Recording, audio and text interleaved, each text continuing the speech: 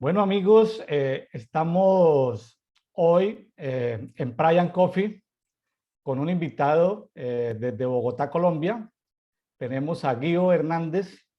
Guido, buenos días. William, muy buenos días desde Colombia, saboreando un delicioso café en compañía tuyo de esta mañana. Bueno, cuéntame, Giovanni, ¿te gusta el café? Sí, William, me encanta el café. De hecho, estoy aquí sintiendo el aroma de un delicioso café colombiano. Salud. ¿Cómo te gusta tomar el café, Giovanni? Bueno, durante muchos años tomé café sin saber tomar café. Lo tomaba con azúcar, como nos habían creado la cultura. Y como me tomaba entre 4 o 5, a veces hasta 8 tazas al día, pues eran 8 porciones de azúcar. Hasta que aprendí a tomar café en un término oscurito y sin azúcar. Ahora tomo café. Qué bueno. Qué bueno porque las azúcares son adictivas y muy perjudiciales para la salud. De hecho, me sorprende ver en las tiendas de conveniencia en cada esquina de México, ver cómo las personas compran un café pequeño. Digamos que esta es una taza, pero digamos que una taza así como esta, pero le echan 2 o 3 sobres de azúcar. Yo digo, Dios mío, no saben el daño que se están haciendo porque pues casi nadie sabe que el azúcar es adictiva, ¿no? El azúcar refinada y es muy dañina para el cuerpo. Giovanni, ¿te gusta la oración? Sí, me gusta la oración y la valoro mucho, la considero como una herramienta fundamental para la salud espiritual, para la salud del alma y para tener una relación cercana con Dios. Me encanta la oración. Bueno, ¿y eres amigo de la palabra? ¿Eres amigo de la palabra de Dios? ¿Eres amigo de la Biblia? ¿La lees de vez en cuando? Bueno, esa es una excelente pregunta, William. Yo amo la lectura. Eh, eh, voy, creo que me paso un poco más de amarla y por supuesto que amo la lectura de la palabra. Soy un exhaustivo lector de la palabra. Me encanta la profundidad, me encanta la vigencia de la palabra, lo contemporánea de la palabra y lo práctico para la vida de la sociedad. La considero el manual de instrucciones para la vida, apreciado William. Qué bueno. Gracias, Giovanni, por estar hoy, 6 de julio, con nosotros. Para los amigos que se conectan de todo el ámbito del mundo hispanoparlante, voy a compartir algo para que sepan qué otras herramientas tenemos, dónde apoyarnos. Este programa se llama Pride and Coffee. ¿El por qué se llama Pride? Porque Pride es algo que aún las personas en estados de necesidad, aún siendo desconocedoras de Dios o haber vivido una vida lejana de Dios, aún en momentos de necesidad, nadie rechaza una oración acerca. Y en el mundo contemporáneo, pues el café, aunque algunas personas en exceso puede ser dañino seguramente, pero es algo que conecta a todo el mundo. Y cuando hablamos de café, no estamos necesariamente hablando de una taza de café o promoviendo una marca de café, sino es conversemos alrededor de la oración, conversemos alrededor de la palabra. Eh, Aquí estamos, Giovanni, como sentados tú y yo en un café, tomándonos un café, conversando y simplemente los amigos que están siguiendo la lectura bíblica en un año, en el día de hoy, miércoles 6 de julio, corresponde los dos capítulos en el Antiguo Testamento, Job, capítulo 32 y 33. Y para los amigos que están haciendo el Nuevo Testamento o la Biblia completa, es Hechos de los Apóstoles, capítulo 14. Entonces, déjeme darle alguna información para que usted pueda complementar. Estamos Esto usted nos está viendo en este momento por YouTube. Vamos a tener más adelante un canal especializado en Pride and Coffee. Por ahora, esto lo estamos colgando, este audio, video, lo estamos colgando en el canal de William Neira Ministries, pero ahí hay varias listas de reproducción. En la lista de reproducción Brian Coffee encontrarás diariamente los comentarios o el conversatorio concerniente a cada día. Pero también tenemos herramientas, tenemos una página oficial en Facebook que se llama Brian Coffee.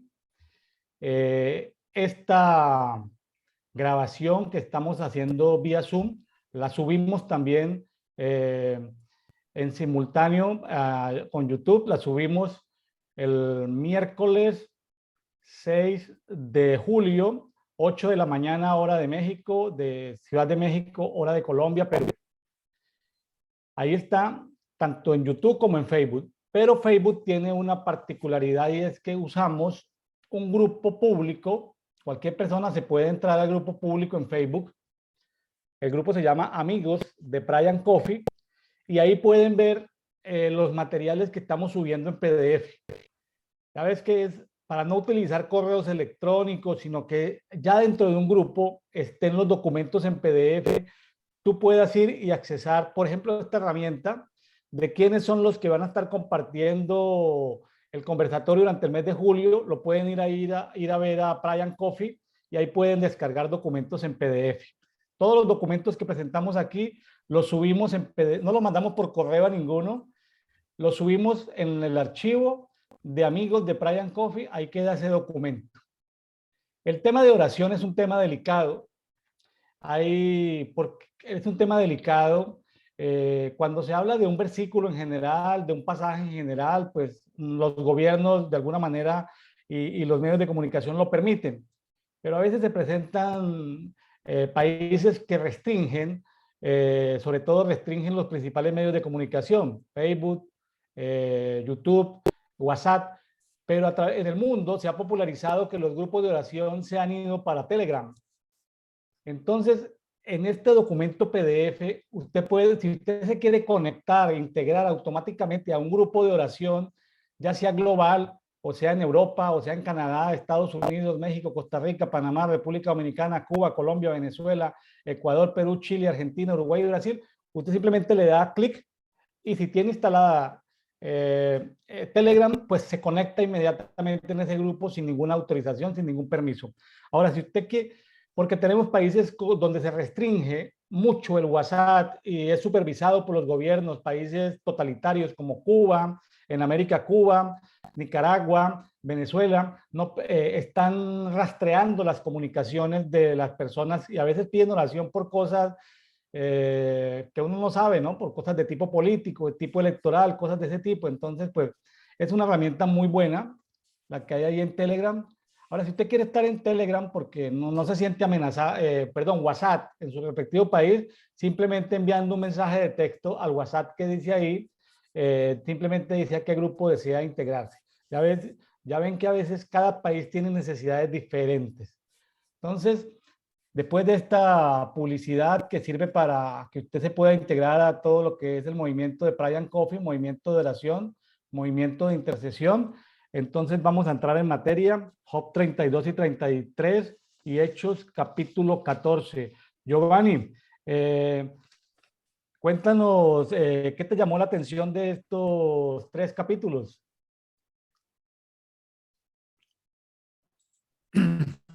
Bueno, Willy, gracias por invitarme a este espacio y sí, de hecho, voy a empezar por Hechos y después pasamos a Job. Bueno, este capítulo 14 de Hechos, cuando me invitaste, ahí hay unos apartes que siempre... Hay muchos eventos, es un derroche de contenido porque es la historia evangelística de Pablo con Bernabé, donde Pablo era un excelente misionero. Cuando leemos en este capítulo se menciona, pues obviamente la parte introductoria empieza en Iconio, ¿verdad? Pero ahí estamos hablando que estuvo en Listra, en Derbe, Antioquía, en Pisidia, Panfilia, Perge y Atalía. Es decir, Pablo era, primero rescatar que era un evangelista y llevaba en los huesos la obra misionera. Y no en vano escribió 13 de las epístolas que nosotros leemos hoy. ¿Y qué me parece maravilloso? Pues la forma en que Pablo enfrenta los desafíos del judaísmo religioso. En esa época el cristianismo en su esencia, de hecho hasta el capítulo 10 de Hechos de los Apóstoles solo es judíos. En el capítulo 10 se abre la puerta a los gentiles en la casa de Cornelio. Entonces Pablo está aquí en Iconio predicando y los gentiles escuchan, unos creen, pero se crea una división ahí entre los judíos y los gentiles. Unos estaban divididos, otros creían y no creían. Entonces, lo que me llama la atención es lo que pasa hoy mismo, que es muy contemporáneo. Y siempre la élite religiosa se va a oponer, como estaba sucediendo en este caso, por el liderazgo, por el celo religioso y por los intereses personales. Y esto hace que Pablo en algún momento digamos que es metido en una encerrona y en una persecución y tiene que salir a Listra, y allí en Listra vuelve y hace lo mismo y sucede un hecho extraordinario que me parece fabuloso, que en Listra sucede algo de lo cual él pues describe, ¿no? Primero pues Pablo hace un milagro que es algo que nos enseña la fe, y es que la fe no debe estar fundamentada en milagros, porque los milagros no transforman el corazón, no pueden endurecer. Jesús hizo muchos milagros, muchas obras, y aún le pedían más. Entonces Pablo llega a Listra y encuentra a un paralítico y lo sana. La conversación dice que cruzan una mirada y Pablo, viendo que tenía fe para ser sanado, le ora de una manera que los cristianos hoy no oramos. Los cristianos empezamos a orar que en el nombre de Jesús levántate y sana. No, Pablo simplemente actúa y dice levántate y anda, porque era una conversación normal cuando él sintió que debía darle a este hombre esa palabra de fe.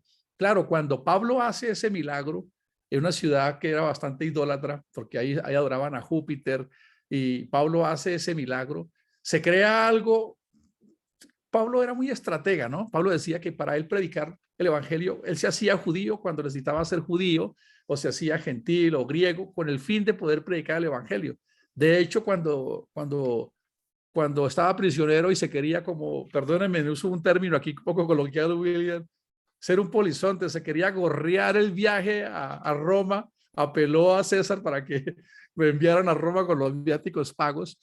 Pues a pesar de que se formó aquí, se formó un caos religioso, porque Pablo, cuando sana a este paralítico, se crea un movimiento tremendo religioso, se sorprenden y dicen, wow, dioses en forma de hombres nos visitan. Y entonces a Pablo lo llamaban Mercurio y a Júpiter Bernabé. Y Pablo, pues como era el que llevaba la palabra, lo llamaban Mercurio. Y entonces traen toros, guirnaldas, y le van a hacer una ofrenda, de lo cual Pablo se molesta muchísimo, ¿verdad? Pablo se incomoda y empieza a darles un mensaje extraordinario, donde lo que les dice, no, ustedes deben entender que lo que yo estoy haciendo aquí es trayendo un mensaje que de las vanidades se conviertan al Dios vivo. Y aún así difícilmente logra Pablo detener que le rindan un culto y que le rindan sacrificio. William, ¿tienes algún comentario ahí o continúo con mi narrativa? Sí, Giovanni, me estaba acordando de un amigo en la ciudad de Bogotá, Colombia, que en un programa que yo estaba compartiendo en una universidad sobre el tema de coaching, yo lo invité. Me estaba acordando porque él me decía, porque tú hablaste de esa multifacetas que tenía el apóstol Pablo para compartir la palabra con los judíos, con los gentiles, con los griegos, era multicultural. Entonces me estaba acordando de este amigo, psicólogo en Bogotá, William Charry, que me decía, tú puedes compartir de la palabra no hablando utilizando el término que la gente le va a entender. Entonces me acuerdo que él utilizó el síndrome de Listra. Él dice, usa nombres que tengan que ver para que las personas te puedan entender. Si tú le dices, vamos a Hechos capítulo 14, pues la gente inmediatamente se previene, ¿no? Pero si tú le hablas del síndrome de Listra, y yo le dije, bueno, ¿qué es el síndrome de Listra? Y me dice, el síndrome de Listra es cuando tú como líder, la gente te está yendo muy bien, la empresa va muy bien, entonces la gente te aplaude, el síndrome de Listra, la gente te aplaude, te dicen que tú eres algo maravilloso, que tú eres Dios encarnado, que tú eres, bueno, le dicen cosas, pero luego de pronto en la empresa, en los negocios, te va mal, esos que te aplaudieron te van a apedrear. Entonces allí este amigo me enseñó sobre cómo compartir en contextos, vamos a llamarlo no de iglesia, sino en contextos de académicos y contextos empresariales, el síndrome de Listra. Giovanni, una pregunta. ¿Has pasado por el síndrome de Listra donde la gente te ha aplaudido y cuando las cosas salen mal, los mismos que te han aplaudido te han apedreado? Sí, de hecho creo que soy experto en el síndrome de Listra. He adquirido ¿Has mucho. pasado por Listra? Sí, pero mira que he pasado por Listra, William, que sí, yo, retomando tus palabras, Pablo utilizaba el efecto camaleón, ¿no? Era experto en mimetizarse para no descontextualizar. Sí, me parece muy sabio ese concepto. Y efectivamente hemos tenido épocas donde todo el mundo quiere estar con nosotros. Y en algún momento, como es normal a los que queremos emprender y hacer cosas que, como dijo alguien, nada fracasa más que el éxito, pues en esa búsqueda hemos cometido algunos y entonces no todo el mundo queda satisfecho y de pronto incluso amigos que en su momento quizás nos pidieron que les ayudáramos con un empleo, Gio, ayúdame con un empleo, y uno los contrata en su momento y de pronto en su momento pues todo está bien porque le estás ayudando, pero en algún momento se quiebra la empresa y las cosas se quedan complicadas, no se puede cumplir los compromisos, ya esa postura se pierde y ahí en ese momento eres todo lo contrario. Conozco muy bien ese síndrome de Listra, Bueno, William. muy bien, Giovanni.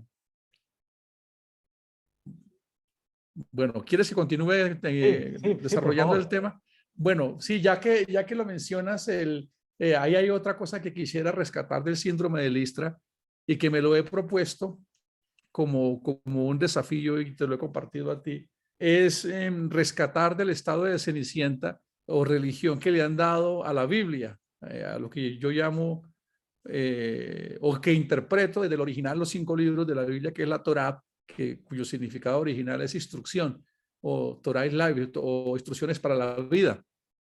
Entonces, en ese desafío de querer que las personas se encuentren en la palabra de Dios o el manual de instrucciones, un manual práctico para vivir. Las personas piensan que Dios trajo el manual de instrucciones para entrenarnos para el cielo. No, del cielo se encarga Dios cuando estemos allá, que es una dimensión que no logramos comprender. Realmente lo que él quería, lo que cuando leemos el Sermón del Monte, porque digamos que hay una equivalencia entre el monte de Sinaí, que en un monte Dios da las leyes de la ley, todo el sistema judaico, todo el sistema de leyes del decálogo, pero en otro monte, que es el monte de la bienaventuranza, se da una neurogénesis, un nuevo nacimiento. Y si ustedes ven, si tú ves desde el capítulo 5 hasta el 7, son principios de vida. Nunca alguien había pronunciado un discurso tan perfecto sobre las emociones, sobre la inteligencia social, sobre cómo manejar el enfoque, sobre el matrimonio, sobre el divorcio, sobre el dinero. Es todo un decálogo de hecho es más que un decálogo, es mucho más amplio. Y curiosamente los predicadores quieren enseñarles a las personas a proyectarse, a que sean dioses, que es el propósito de Dios, hacernos a su semejanza. Pero aquel que es verdaderamente Dios y que se manifestó en carne, quiso ser 100% humano y enseñarnos a que nosotros fuéramos 100% humanos y sensibles, lo cual no se ha predicado hoy, por eso creo que tenemos una crisis. Bueno, gracias por permitirme expandir Sí, no, mis está bien. ideas, De eso se William. trata, Giovanni, para el auditorio. ¿Tú qué haces actualmente, Giovanni? Así rápidamente, sin entrar en mucho detalle. ¿A qué te Bueno, dedicas dentro de tus funciones diarias? Un día en la vida de Giovanni. Bueno, un día mío empieza muy temprano, entre 3:30 y 4 de la mañana, o a veces un poco más temprano, si hay desafíos. Primero, siempre, siempre y siempre y siempre la palabra de Dios. Siempre estoy estudiando la palabra de Dios. Desde que empezó la pandemia, hemos hecho un devocional de estudio a las 6 de la mañana, es decir, que hemos hecho, entre otras actividades, casi 1000 eventos sin parar desde la pandemia, diarios, todos los días. Y tiene que ver con leer un párrafo de la escritura y llevarlo a la vida cotidiana. Entonces, un día mío está así, entre 4 y 6 son temas de estudio, de investigación, de 6 a 7 es el devocional. Como hoy nos quedamos casi una hora porque creamos un conversatorio de temas de interés sobre las modas, sobre la ideología de género, preguntas van. Y ahí tengo una hora más en la que yo me la dediqué para mí, para regalarla, compartir. Y ahí vienen, yo todavía funjo o me desempeño como empresario de las energías renovables y de lo que es todo lo que es la consultoría para empresas y personas en procesos de transformación. Entonces estoy siempre trabajando en pro de eso, muy ajustado con el tiempo, manejo una agenda muy apretada, pero un día mío siempre va a estar trabajando. Siempre y siempre va a ser en procesos de transformación. Mi propósito de vida es ayudar a que las personas encuentren su propósito superior. Entonces, ese es un día mío, William. Giovanni, una pregunta así rapidita que van saltando, ¿no? ¿Cómo puede ser la vida entre una persona que ama a Dios, pero se presentan dos circunstancias? Número uno, una que lee la Biblia diariamente y otra que no lee la Biblia, sino muy de vez en cuando. ¿Cuál podría ser la diferencia entre el que todos los días se alimenta de la palabra y el que de vez en cuando se alimenta de la palabra? Bueno, uno podría pensar que Dios es muy generoso, ¿no? Así como hay niños que nacen y no se alimentan bien y son más aliviados que otros. Si has visto a esos niños en la calle, por allá en zonas que andan a pie limpio, descalzos, y resulta que andan más aliviados que uno que lo llevan a la terapia. Entonces, es muy probable que haya alguien que lea mucho. ¿Sí ¿De qué te acordaste, William? Entonces, sí es muy probable que una persona que lea mucho y otra que lea poco puedan tener una solvencia muy similar en el día a día, pero no es un estándar. Yo lo pondría en los siguientes términos. Yo pensaría que una persona que lee la palabra constantemente es una persona que tiene un sistema inmunológico espiritual muy más fuerte y más resiliente. En mi caso personal, yo recuerdo cuando mi mamá, que lleva ya como 40 años de ser cristiana, y yo estaba joven y empecé a trabajar en un programa de seguridad de altísimo riesgo, entonces ella me decía, orando en todo tiempo. Yo tenía 21, 22 años, entonces ella me decía, orando en todo tiempo, y yo decía, orando en todo tiempo, pero eso debe ser muy cansón, a toda hora orando en todo tiempo. Eso pensaba cuando tenía 22, 23 años. Ahora que me descubro que, por ejemplo, anoche, por ejemplo, estaba atrasado en algunas cosas y me propuse quedarme hasta muy tarde. Entonces, cuando me descubro a las 2, 3 de la mañana leyendo la palabra, ahora entiendo eso y yo le digo, Dios, yo ya no tengo vida porque entendí que ahora te pertenece mi vida porque tú eres el oxígeno de mi alma. Entonces, nadie tiene que rogarme, Gio, respira y disfruta respirar. No, yo ya lo disfruto y lo respiro. Entonces, así mismo, cuando uno se acostumbra a leer la palabra en esa profundidad, es un disfrute, es un gozo y uno quisiera contárselo a todo el mundo, Willy. Muy bien, Bueno, excelente.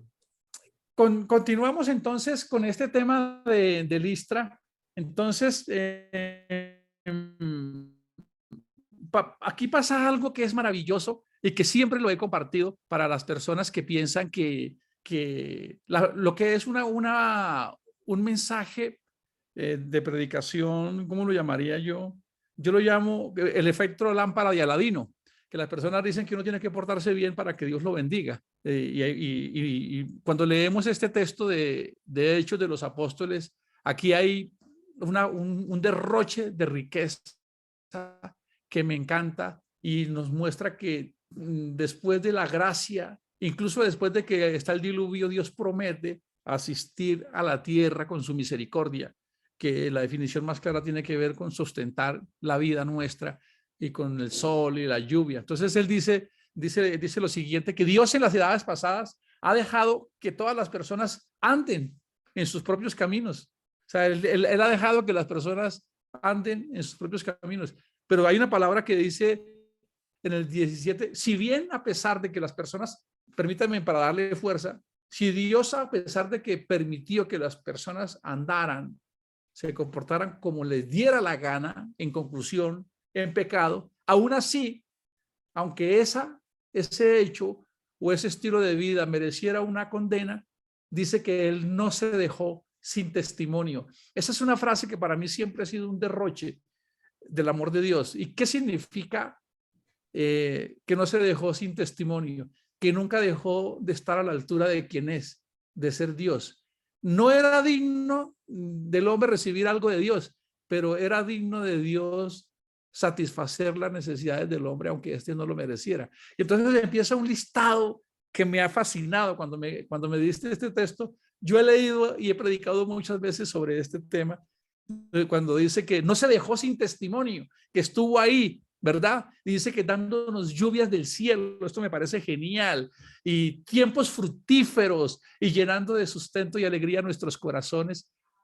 Eso, William, es un texto extraordinario que nos muestra lo que es el derroche y lo que es el amor de Dios, de esa altura que Él tiene con nosotros. Ese texto siempre me ha encantado, que ha estado ahí. Bueno, ahí ya para concluir esa parte, hay un principio, ¿no? Que cuando tú estás defendiendo una verdad, tú no escuchas. Cuando a veces empezamos un tema de discusión religioso con alguien, nadie está escuchando, porque cuando yo tengo una verdad que la interpreto y alguien me la quiere remover, para mí es una amenaza contra mi vida, es una amenaza de muerte. Así que nadie escucha cuando está conversando en tratar de que dos personas tengan una postura sobre política o religión o dogma, lo que sea. Ellos no escucharon ese derroche de lo que Pablo dijo ahí, no lo alcanzaron a escuchar. Entonces, aún así, dice el apóstol que difícilmente logró impedir que le hicieran ese sacrificio, ¿no? ¿Verdad? Pero como había un celo religioso, que es lo que suele suceder hoy en día, por la razón por la cual no hay un colectivo espiritual, porque cada uno defiende sus intereses, pues unos judíos siguieron alborotando el proceso y siguieron alborotando y como levantando al pueblo contra Pablo, ¿verdad? Entonces deben salir para Listra, salen a Listra y allí efectivamente en Listra pasa algo extraordinario, que es que el apóstol Pablo es apedreado. Yo personalmente cuando analizo el caso de Esteban y de Pedro, digo, wow, si a veces voy en el transporte y no me gusta que medio me toquen, y qué significa que te apedreen, William, Pablo lo dice, llevo en mi cuerpo las cicatrices, ¿no? Ser apedreado debe ser algo terrible, ¿verdad? Sentir el primer golpe en la cabeza. A mí en cierta ocasión, cuando era niño, me descalabraron, me dieron una pedrada, yo iba corriendo y un chico me dio una piedra y yo me caí, pero yo quedé pero era una piedra pequeñita, yo no me canso de imaginar, porque la Biblia es un libro de hechos relevantes y no entran en esos detalles, ¿no? Entonces, ¿qué fue ser apedreado si la palabra dice que lo dejaron como muerto, ¿no? La expresión correcta es que Pablo murió, porque él cuenta la historia posteriormente, que es de ahí se desencadena otro de los capítulos más extraordinarios. Entonces, uno de los precios más grandes que Pablo por allá en algún momento reclamando sus derechos de apóstol, cuando le decían que él no era de los 12, dijo, déjenme de fregarme la vida, que yo tengo en mi cuerpo las marcas de Cristo. Y creo que una de ellas es este evento de haber sido apedreado en Listra. William, cuéntame. Sí, Giovanni, aquí hay algunos detalles que en este capítulo 14 que de todas maneras me sorprenden. En el 22 dice, es necesario que entremos en el reino de Dios a través de muchas tribulaciones. Tú me preguntabas por cómo pudo haber sentido las pedradas, los golpes, el apóstol Pablo, pero la palabra dice que, ahorita que se habla mucho de éxito y de éxito y de éxito, y dijiste muy bien que una frase que anoté aquí, que nada fracasa más que el éxito, y es que personas exitosas como Pablo porque estaban cumpliendo el propósito para el cual habían nacido y lo estaban ejecutando perfectamente, guiados por el Espíritu Santo, pasaban por tribulaciones, ¿no? El reino de Dios consiste también en pasar por tribulaciones. ¿Cómo le parece? Sí, esta mañana estábamos haciendo un conversatorio muy temprano y hablábamos justamente de que la persecución del siglo primero tenía que ver con los leones, con el hacha, con la crucifixión, y esa era la persecución de esa época. Hay un texto que los predicadores, en especial a los pastores, les encanta, es no dejando de congregarse como algunos tienen por costumbre. Pues es un texto que si yo no lo llevo en el contexto es hasta un irrespeto, porque eso está en el libro de los Hebreos cuando le escribe, no dejando de congregarse como algunos de ustedes tienen por costumbre. Pero ¿cómo no se iban a querer dejar de congregar si los estaban crucificando, si los estaban llevando al circo romano, si los estaban expropiando de los bienes? Entonces congregarse en esa época era muy difícil, algunos estaban desmayando de la fe. Y hay un predicador, porque no tiene su iglesia llena, va y sin tener la sutileza y el tacto de contextualizar lo que quería decir en esa época. Perdóneme, hay un pequeño picante, ¿no, Willy? Oh, sí, bueno, compartimos de lo que tenemos y seguramente que alguien necesitaba escucharlo, ¿sí? Esta es una puerta, dice en Hechos 14:27, que se había abierto una puerta de la fe. Yo creo que a través de saturar las redes sociales, YouTube, Facebook, WhatsApp, Telegram, y bueno, y más adelante otras herramientas de redes sociales, lo que hacemos es abrir puertas de la fe. Aquí nos está escuchando gente que ni conocemos. A mí me sorprenden los grupos abiertos en Telegram, Giovanni, de cómo se suscribe gente que uno ni la más remota idea. Por Telegram la gente pone buscar y se integra en grupos sin ni siquiera pedir permiso, ¿sí? O sea, sin ni siquiera pedir permiso entran en los grupos y ahí están y se salen y nadie se da cuenta que se salieron, solamente el administrador del grupo en Telegram. Entonces, no provoca crisis el que alguien entre y se salga. Nadie se dio cuenta ni que entró ni que salió. Ahora, lo bueno de Telegram, por ejemplo, es que la memoria del celular no la carga, sino que eso queda en la nube. Entonces, el celular nunca se agota, ¿sí? Y ya que hablabas de las persecuciones y todo eso, hay países, ahorita, justamente en el área de países musulmanes o países que reciben esto, son muy dictatoriales como en China, la única manera es usar Telegram, porque en Telegram hay grupos secretos, ni siquiera grupos abiertos, sino grupos secretos.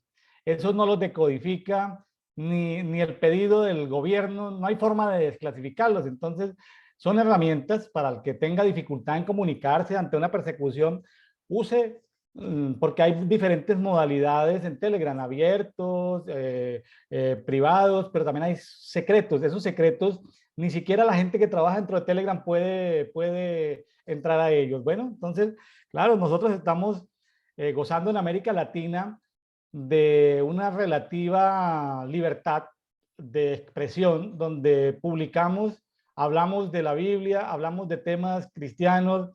eh, la gente muy progresista acusa a los creyentes. Las organizaciones de derechos humanos nos acusan de delitos de odio. En países como Canadá, en algunos estados de los Estados Unidos nos acusan de delitos de odio porque nos basamos en la Biblia y no en esos libertades individuales, ¿no? Que ahorita se están dando lo que llaman ideas progresistas, bueno, temas de ideología de género, todo eso. Entonces, ellos para defenderse, pues hablan de delitos de odio, ¿no? Pues nosotros, cuando hablamos de la Biblia, estamos hablando de amor, estamos hablando de fe, estamos hablando de verdad, de luz, de libertad. Eh, por favor, si usted nos está escuchando, en nosotros no hay ninguna motivación más que compartir de la palabra. Si la palabra te confronta lo que tú estás haciendo, lo que tú piensas, por favor no lo encasilles como delito de odio.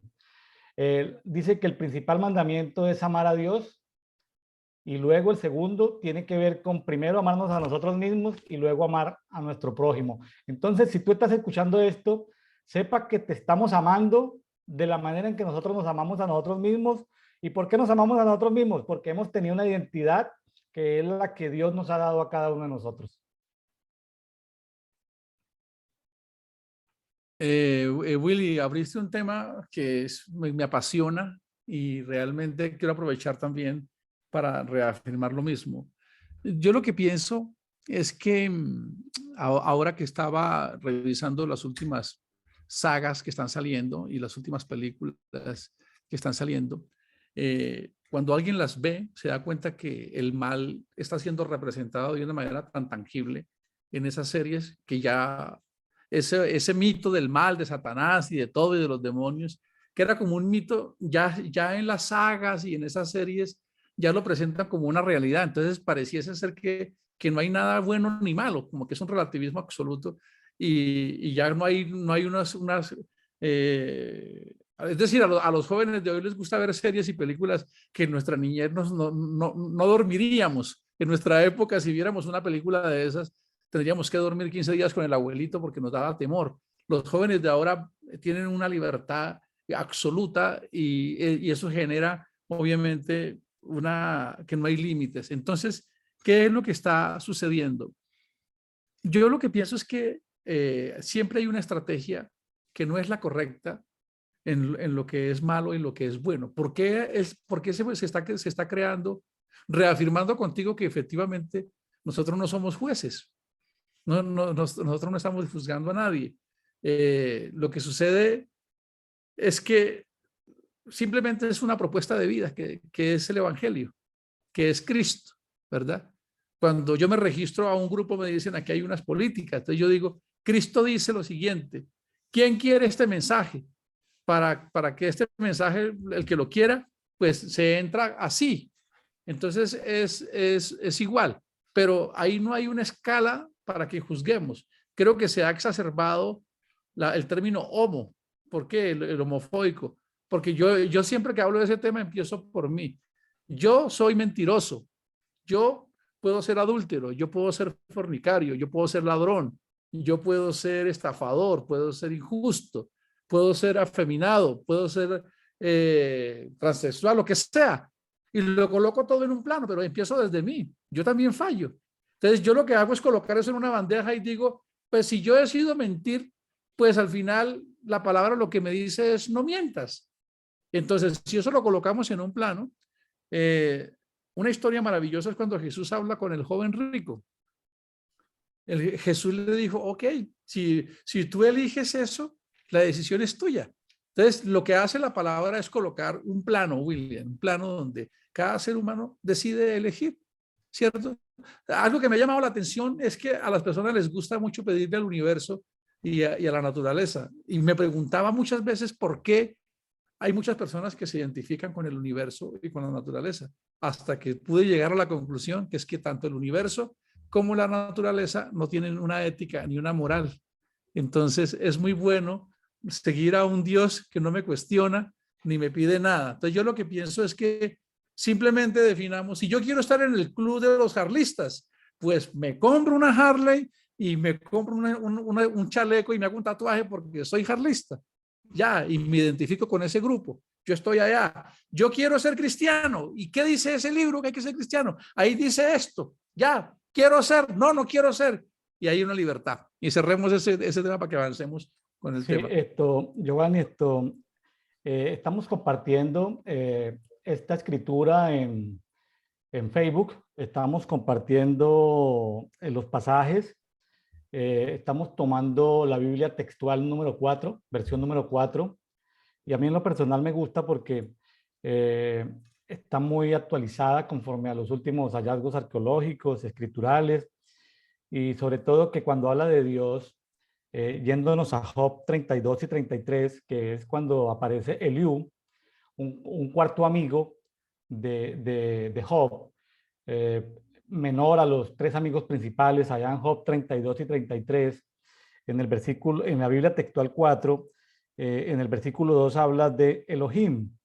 Entonces, habla de Elohim. Elohim es un término, pues las raíces de Elohim tienen que ver con ser fuerte, con ser poderoso, eh, y aparecen inclusive el nombre de Eliú. El significa Dios, ¿sí? Eliú significa Dios es él, o sea, este cuarto amigo de Job, menor en edad y en conocimiento y en sabiduría, los tres amigos principales. Eliú significa, él es Dios, pero vemos que en ese tiempo, pues, mucho antes de presentarse, Dios se ha presentado como Elohim en la época de, digamos, de Abraham, Isaac, Jacob.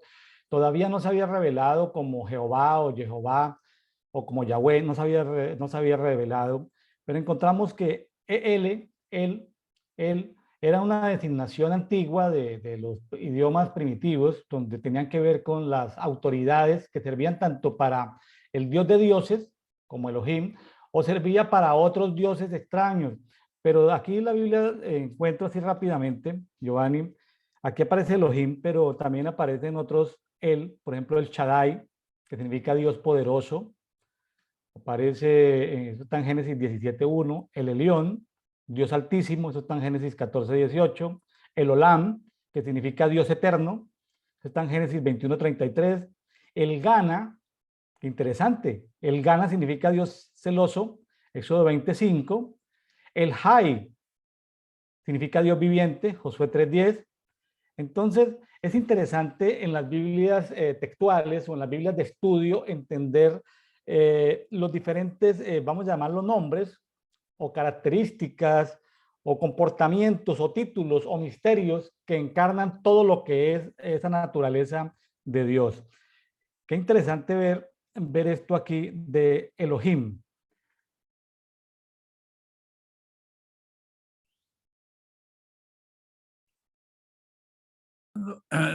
William, me estaba acordando que ese Superman, la serie de Superman o la figura de Superman fue creada por judíos. ¿Sabías eso? Por un par de jóvenes judíos, y ellos emulan a Jesucristo, y el nombre que le ponen Kal-El tiene que ver justamente con esa misma raíz. ¿Sabías eso? Entonces, eh, ellos presentan a Superman como el hombre salvador, como el Kal-El, el león, el fuerte. Y sí, exactamente él. Por eso cuando decimos tengo un Dios, no es una expresión correcta, porque sería pensar que nuestro Dios es parte de uno. No, tenemos él, que realmente da esa propiedad de Dios absoluto y soberano. Entonces, sí, estoy de acuerdo contigo que efectivamente en esta lectura del libro de Job, permítame, voy a cerrar aquí mi WhatsApp, que lo tengo aquí, está como apitando mucho. Dame lo siguiente.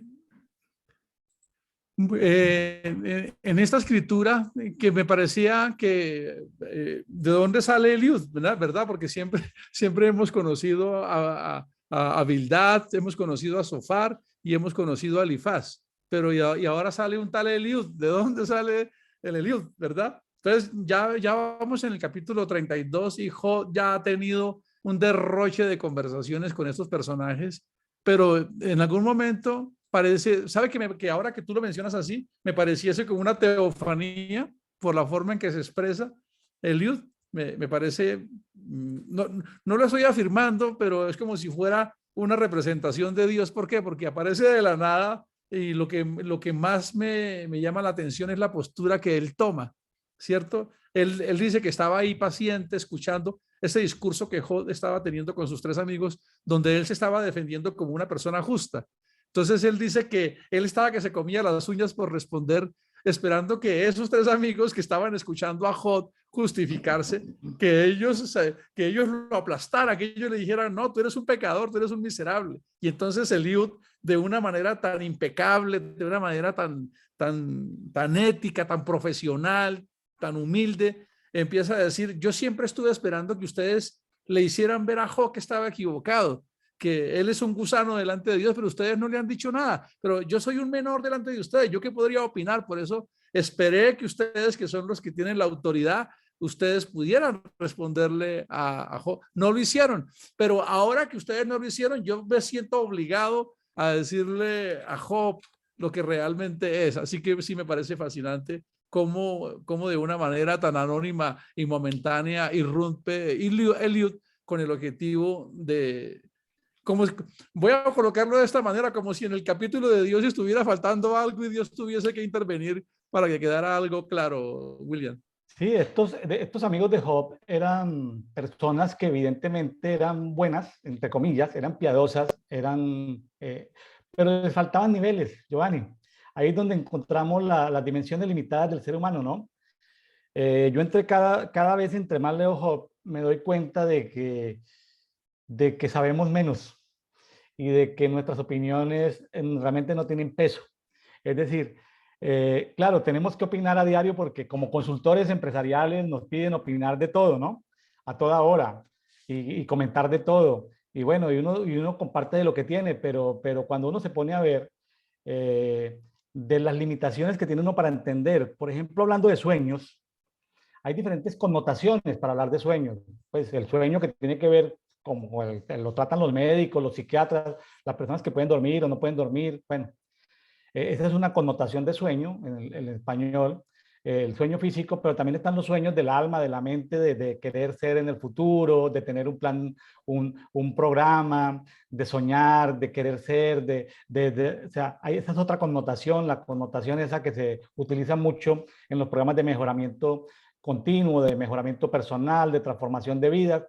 Pero también aquí aparece un contexto que uno ve en los libros de sueños bíblicos, de los sueños que Dios da, porque Dios se mete a través de los sueños.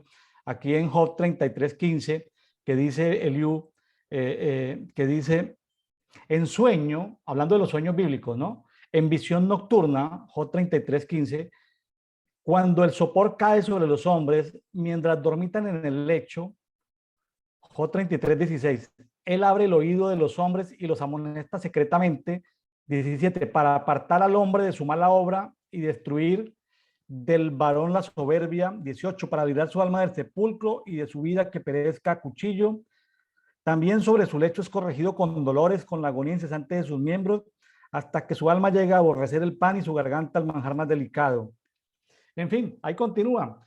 Entonces, Dios también utiliza los sueños para transmitirnos mensajes que tenemos que aprender a descifrar. Entonces, los sueños tienen muchas connotaciones.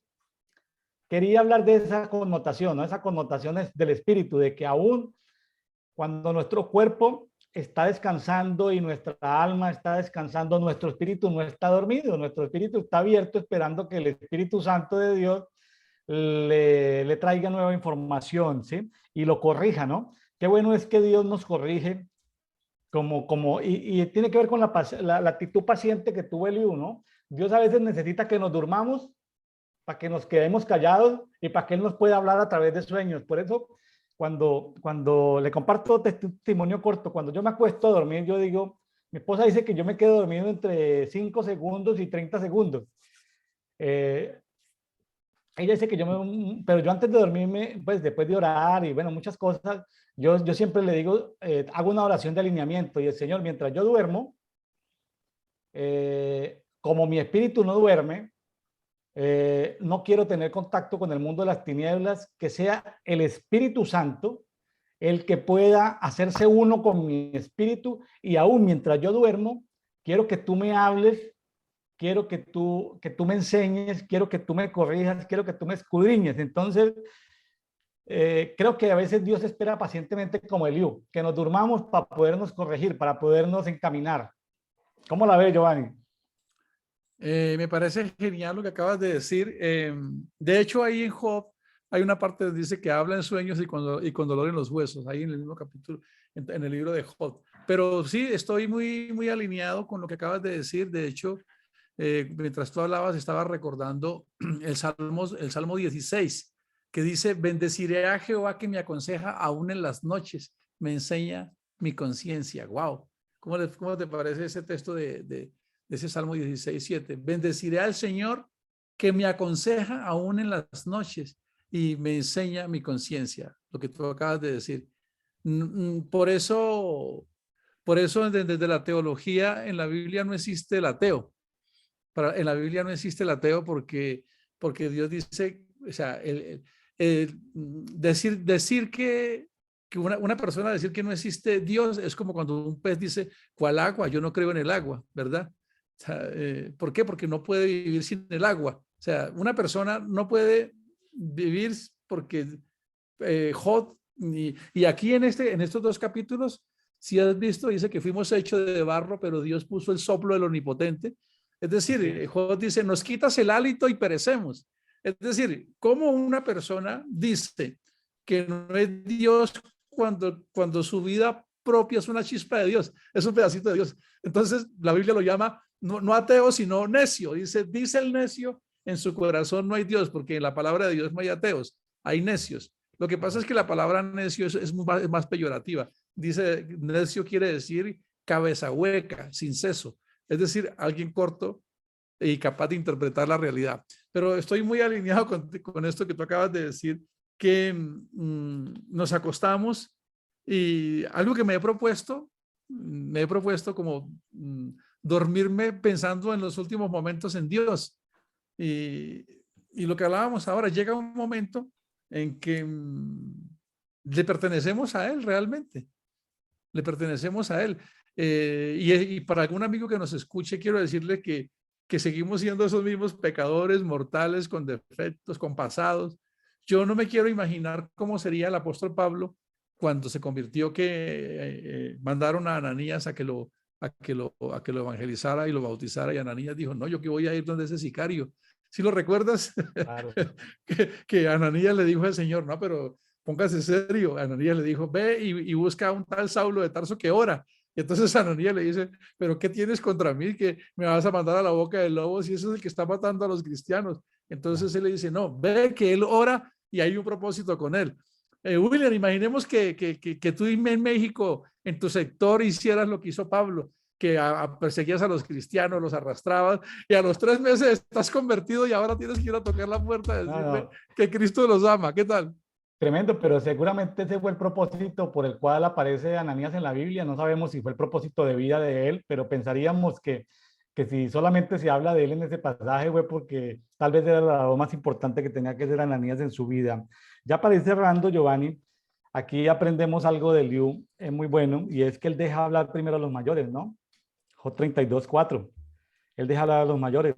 Pero también hay algo interesante, ¿no? Que inclusive nosotros los consultores empresariales y los que estamos en procesos de transformación personal, dice, la experiencia no sirve para resolver asuntos complejos, Giovanni. La experiencia no sirve. Job 32 del 7 al 9.